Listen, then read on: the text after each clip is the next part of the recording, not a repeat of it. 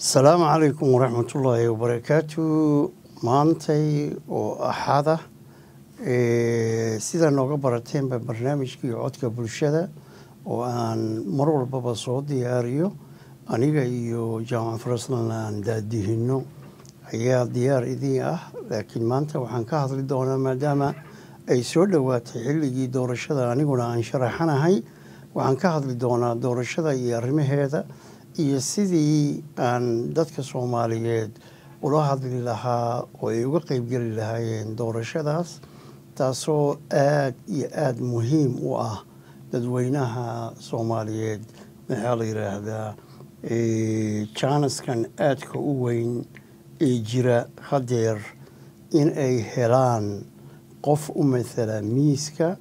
oo danahooda iyo danaha ciyaalkooda iyo danaha waalidkaba ilaaliya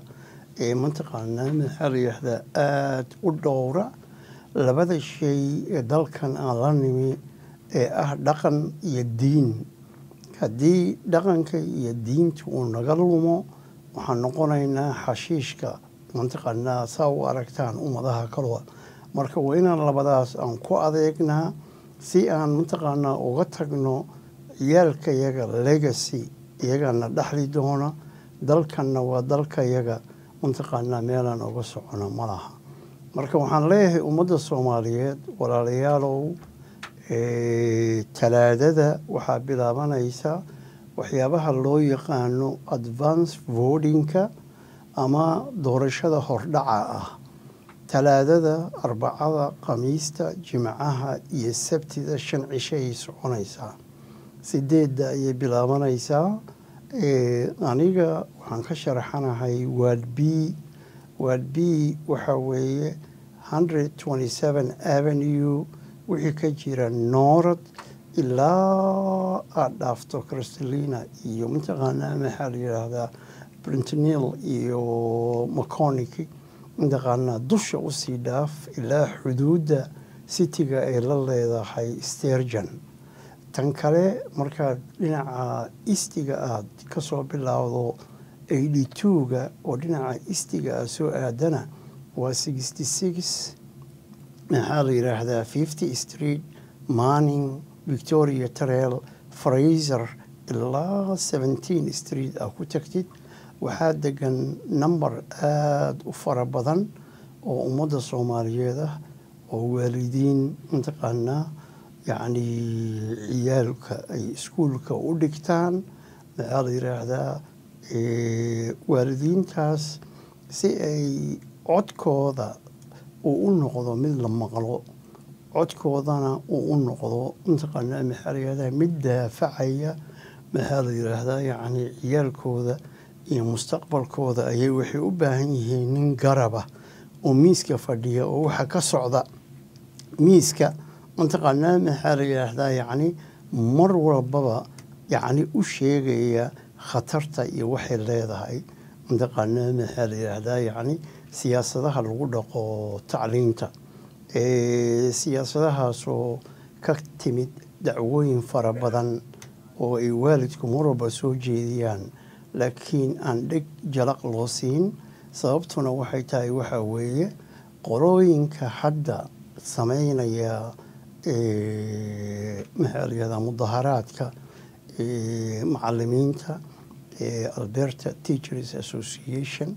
ayaa mar walbaba waxay kala kulmaan dhibtaasoo ah in ay u helaan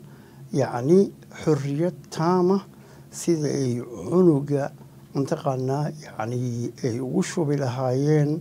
waxyaabaha ideologiga ah ee ka baxsan tacliinta. saa ka warqabtaan iskuulaadkii hadeertaan waxaa lagu hayaa dhaqan anaga aan lahayn iyo dhaqan ka soo horjeeda diintayada. marka labadaas arrin baa waxay nagu tahay mantaqaanaa waxyaabo aad iyo aad taabanaya mantaqaanaa maxaa la yiraahdaa community-ga oo ah mantaqaanaa dhaqankayaga iyo diintayadiiba in mantaqaanaa maxaa la yiraahdaa ay ku noqoto khatar. marka cunugu markuu iskuulka tago oo macallimadu waxay la joogtaa cunugaas 7 saac ilaa 8 saac intaqana marka waxa weeye saacadaha ugu badan wuxuu joogaa iskuulka wuxuuna la joogaa macallimada maskaxdiisu intaqana waa wax koraya marka koritaankaas waxaa jira intaqana psychological way oo ilmaha intaqana ay ula xiriiraan oo ay rabaan markii la rabo in la sameeyo society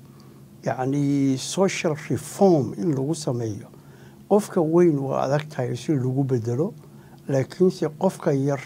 waxa weeye waa very easy in lagu shubo madaxiisa intaqana dhexdeeda waxyaabo intaqana uusan isaga markaas ka sameyn karin dood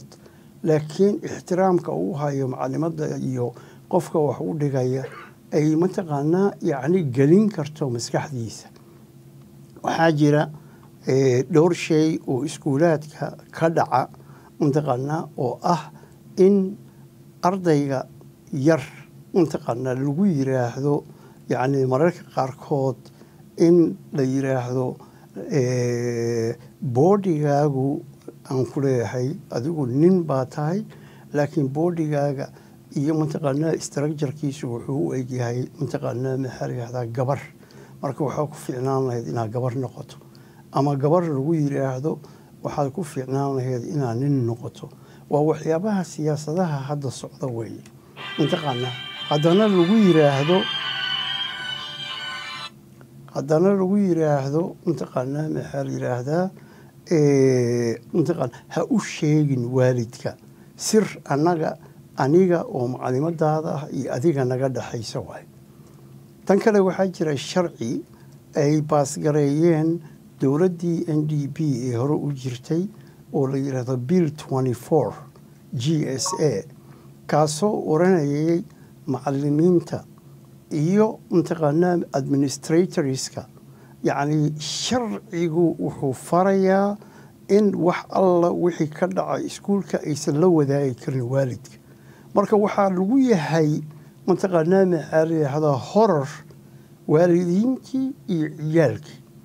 mataqaana marka waxa weeye si aan u helno qofkii miiska fadhiisana yacni codka yacni diintayada iyo dhaqankayaga miiska ka oran lahaa maya for example hadda waxaa jira qolooyinka la yidhaahdo native-ka ardaydooda markay iskuulka dhigtaan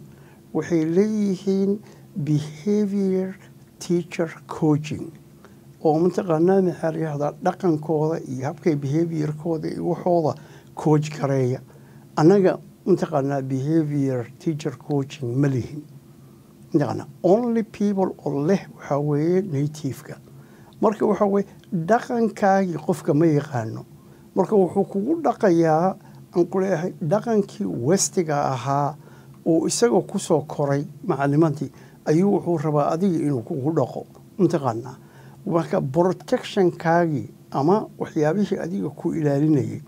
ee ilaalinayay xuquuqdaadii aada xaqa u lahayd ayaa waxay ka maqan tahay meesha markii aada isku daydo inaad ka hadashana wax ku dhegaysanaya ma leh marka saas la ajligeed walaalayaal waxaan idin leeyahay 5 cisho talaado 4 khamiis jimce iyo sabti soo baxa mataqaanaa maxaa la yidhahdaa anigu waa baan ka sharaxanahay doorashada waxay ka dhacaysaa Clearview Recreation Centerka 8 bilaabanaysaa walaalayaalow arrintan waa aad iyo aad ayay muhiim u tahay waxaana idin leeyahay ilaahay mataqaanaa tawfiiqda hana waafajiyo وما تشاءون إلا أن يشاء الله والسلام عليكم ورحمة الله وبركاته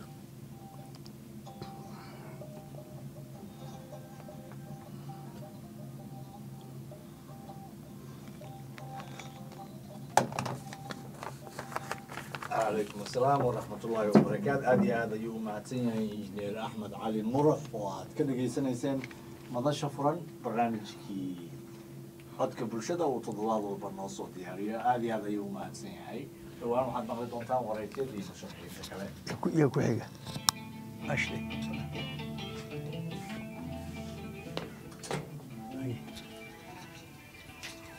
Caroline, see the mic, please. Can I? Yeah.